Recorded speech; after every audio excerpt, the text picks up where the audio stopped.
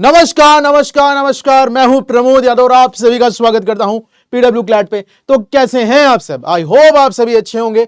बहुत ज्यादा demanding topic है, बहुत सारे कैंडिडेट का मेरे पास मैसेज आया, बहुत सारे ऐसे एस्पिरेंट हैं जिनको अभी कुछ पता ही नहीं है, they are going to start the preparation. और क्यूटी को लेके तो वो बहुत ज्यादा टेंस्ड है, मैथ को लेके, क्वांटिटेटिव टेक्निक को लेके बहुत ज्यादा परेशान है कि सर इसमें तो केस लेट आती है, इसमें तो डीआई आती है।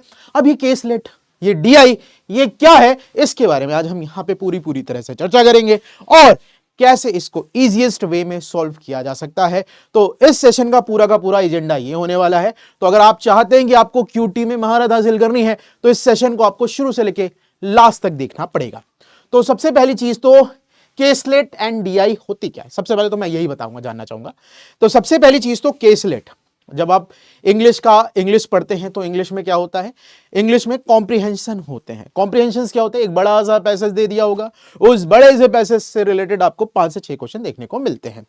तो उसी को अगर हम क्यूटी में पहुंचे, क्वांटिटेटिव टेक्निक की बात करें या मैथमेटिक्स की मैं बात करता हूं, तो आपके पास एक बड़ा सा पैसेज होगा, उस पैसेज को आपको सॉल्व करना होगा। सॉल्व करने के बाद उससे रिलेटेड कुछ क्वेश्चंस होंगे, उसका आपको जवाब देना होगा। तो केसलेट एक हिसाब से देखा जाए तो एक केस स्टडी है मैथमेटिक्स में, या आप एक पैसेज बेस्ड क्या बोल सकते हैं, एक पैसेज होगा, उससे रिलेटेड आपको क्वेश्चन देखने को मिलेगा।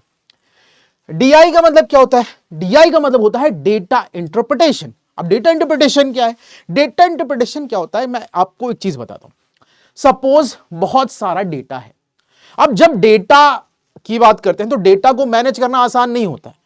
अगर सपोज मैं पूरे इंडिया की बात करता हूं, मैं पूरे इंडिया में क्या करता हूं, मेल फीमेल चाइल्ड, ठीक है ना, बच्चे, फीमेल चाइल्ड, मेल चाइल्ड और अदर जेंडर, सबको अगर मिला के बात की जाए और सबका मुझे डेटा लिखना हो तो आप कितना लिखोगे? लिखते लिखते थक जाओगे।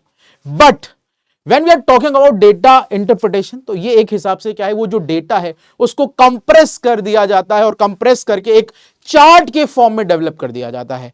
ठीक है, तो कहने का क्या मतलब है, डेटा इंटरप्रिटेशन क्या है? बहुत सारे डेटा को एक पिक्टोरियल फॉर्म में क्या कर देना, रिप्रेजेंट कर देना ही मेरे पास क्या है, डेटा इंटरप्रिटेशन है। तो कहने का बस यही मतलब है कि हम बात जब करते हैं किसकी, क्लैट एग्जामिनेशन में की, और क्लैट एग्जामिनेशन में मैं क्वांटिटेटिव टेक्निक की बात करता हूं, तो हमारे पास जो क्वेश्चन पूछे जाते हैं वो केसलेट या फिर डीआई के फॉर्मेट में होते हैं। केसलेट मैंने आपको बता दी, डीआई मैंने आपको समझा दी क्या क्या होता है। बाकी इसको इजीएस्ट वे में कैसे कर सकते हैं और क्या क्या चीजें होती है उसके बारे में अपन डिस्कस करते हैं। तो चलिए, इतना बेसिक समझ में आ गया होगा, आगे बढ़ते हैं। कुछ पॉइंटर्स हैं मेरे पास, उन पे हम चर्चा करेंगे। तो केसलेट क्या है? Caselet is a small focus problem that presents a real world scenario or a situation with a set of data. It typically involves a storyline or narrative followed by a set of questions that requires you use the information in the scenario to the ये। अब purpose क्या है इसके पीछे का, मैं तुम्हें एक चीज बता दूं, आप फ्यूचर में जाके क्या करने वाले हैं, एक लॉयर बनने वाले हैं, एडवोकेट बनेंगे। अगर आप लॉ को करियर में करते हैं तो हमारे पास बहुत सारा क्या होता है, सारी चीजें लिखित में होती हैं। तो आपकी लैंग्वेज को पे पकड़ बनाने के लिए यहां पर चीजें की जाती हैं कि आपके पास कोई भी कॉम्प्लिकेशंस आए, किसी भी तरह का आपके पास कॉम्प्लिकेटेड चीज आती है तो उसको आप कैसे हैंडल करते हो। तो ये एबिलिटी चेक करने के लिए आपके पास सारा का सारा पेपर किस फॉर्मेट में होता है, पैसेज के फॉर्मेट में होता है। ठीक है, ये बात क्लियर हुई। देखो एग्जाम्पल केसलेट, सपोज ये मेरे पास एक छोटा सा इन्होंने सिनेरियो दे रखा है, कंपनी सेल्स, इस तरह का पैसेज होगा, उससे रिलेटेड क्वेश्चन दिया। देखो, company sales 500 units of a product at 50 each in the first quarter, in the second quarter it increase the price this. ये मेरे पास डेटा है। ये छोटी सी केसलेट है। केसलेट हमारे पास बड़ी बड़ी भी होती हैं, पूरा पूरा पेज भर जाता है। ठीक है ना, बस आपकी लैंग्वेज पे पकड़ होना बहुत ज्यादा जरूरी है। अभी मैं ये भी बात बताने वाला था कि कैसे चीजों को हम टैकल कर सकते हैं और कैसे चीजों को आसान बना सकते हैं। तो देखो भाई, सबसे पहले तो ये मेरे पास सिचुएशन दी हुई थी, इससे रिलेटेड यहां पर क्वेश्चन दिया हुआ है। ठीक है, बात समझ में आ रही है नहीं? ठीक है, डेटा इंटरप्रिटेशन क्या? Data interpretation involves analysis and interpreting. मैंने बता दिया डेटा इंटरप्रिटेशन होता क्या है। ठीक है, इसमें कोई दिक्कत समझ नहीं। अब एग्जांपल देख लो, जैसे ये मेरे पास क्या है, डेटा टेबल है। ठीक है ना, ये मेरे पास डेटा टेबल है और यहां पर 3 सिटीज के बारे में बात की गई है कि क्या है। देखो, a table shows the monthly sales of a product in different cities, sales figures in thousand for all of the dollars. 3 cities है, अलग अलग मंथ में कितनी कितनी सेल हुई है, उसको ट्रैक करने के लिए इन्होंने एक टेबल चार्ट बना ली। अगर इंसान कॉपी लेके पेन लेके ऐसे लिखता जाए तो it may take a lot of time, but उसने इसको टेबल के फॉर्मेट में बना दिया तो ये आसान हो गया पढ़ना और इसको समझना।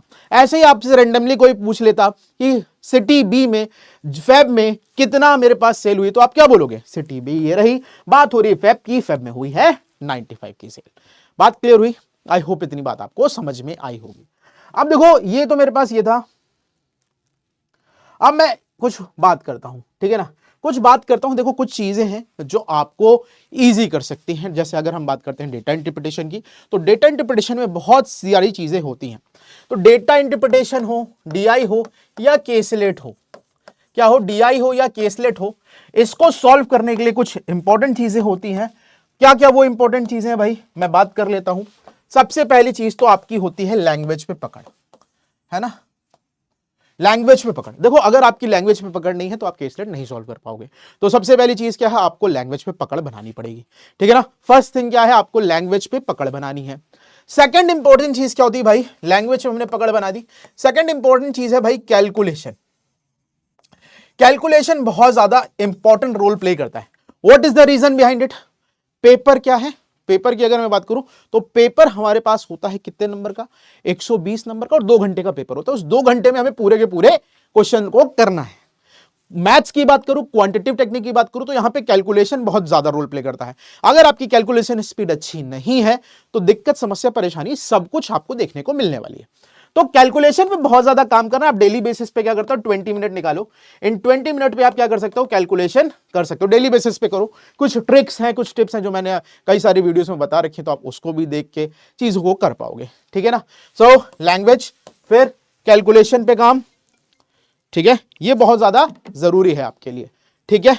उसके बाद दो टॉपिक जो है बहुत ज्यादा क्या करते हैं, बहुत ज्यादा इंपॉर्टेंट है केसलेट और डीआई को सॉल्व करने के लिए।